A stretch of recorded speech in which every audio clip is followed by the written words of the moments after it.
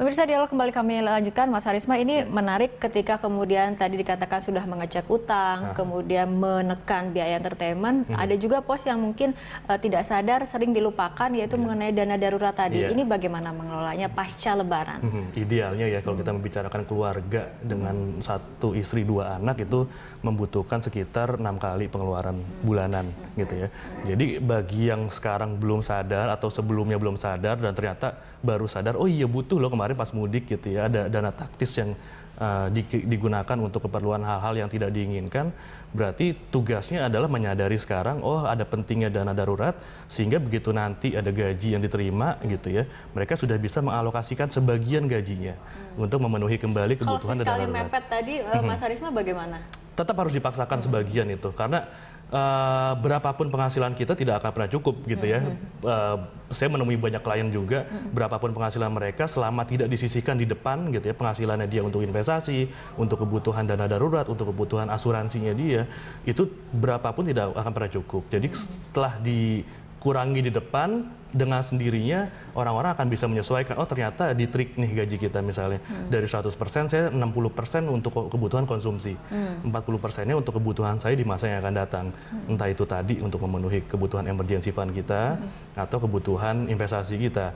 Karena ini kondisi yang relatif, berarti kalau tadi mereka sekarang kondisi keuangannya mepet gitu ya, kedepannya berarti harus direncanakan sedari sekarang gitu kan. Kondisi untuk mudiknya dia udah tahu nih, oh kita defisit nih tahun ini, berarti tahun depan harus disisihkan sedari sekarang gitu ya, karena dia sadar tuh THR-nya mungkin kurang atau bonusnya tidak mencukupi untuk biaya mudiknya dia, sehingga dari situ harus disisihkan sedari sekarang juga. Oke, gitu.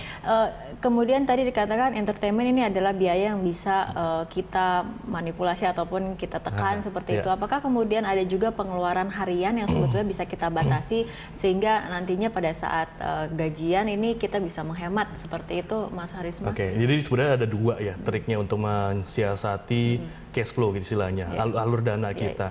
Tadi dari sisi efisiensi, penghematan gitu ya, kita bisa menghemat dari pos-pos apa nih, yang paling tahu adalah diri kita masing-masing gitu ya, dari mana kita bisa berhemat. Kalau memang ada orang juga yang tidak senang berhemat, Mbak, jadi ada yang senang itu adalah yaudah deh saya mencari penghasilan tambahan aja, itu juga bisa gitu ya. Sekarang cari bisnis apa sih kira-kira yang lagi ngetren nih habis Lebaran. Yang paling simpel adalah jelas, ini rata-rata PRT belum pulang nih gitu ya.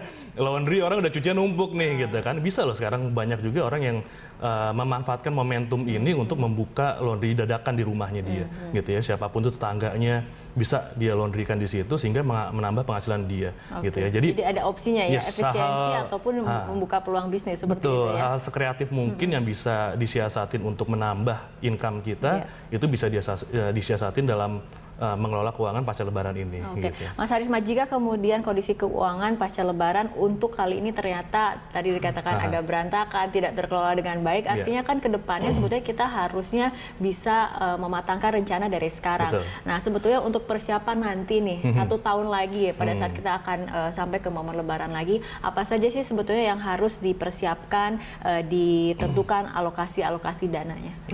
Yang pasti kalau kita mudik, ini ada beberapa macam kan ya. Bagi yang mudik rata-rata biasanya THR dan gajinya itu habis untuk kebutuhan selama Ramadan, Idul Fitri dan mudik gitu ya. Karena mudik itu beragam lagi tuh kebutuhannya. Kebutuhan transportasinya, kebutuhan untuk membawa oleh-oleh ke kampung halaman, memberikan angpau kepada kerabat, sanak saudara di sana, kebutuhan untuk kebudayaannya gitu lah, jalan-jalannya, untuk membawa anak rekreasi dan lain sebagainya, sehingga rata-rata kebutuhan gaji plus THR itu sudah habis di situ gitu. Yang perlu disadari adalah kira-kira dari kemarin nih pelajaran gitu ya, apalagi sih kebutuhan yang kira-kira terfokuskan di situ dari gaji dan THR kita gitu. Itu yang kira-kira harus kita tambah dari sekarang. Oh ternyata kebutuhan saya selama mudik itu harus ditambah sejumlah sekian, sehingga dari sekarang harus disisihkan lah untuk kebutuhan mudik per bulannya itu kira-kira berapa gitu. Artinya dievaluasi lagi mengenai pengelolaan keuangan pada saat Lebaran kali ini seperti itu,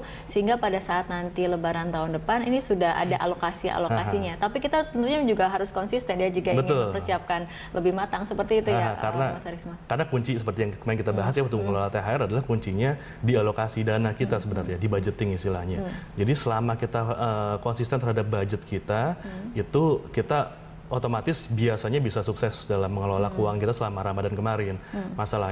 Masalahnya adalah ada orang-orang yang kembali fitri juga nih dompetnya gitu kemarin kan istilahnya ya, kembali bersih dompetnya sehingga setelah Lebaran ini bingung. Nah ini kondisi yang juga harus diperhatikan juga ya.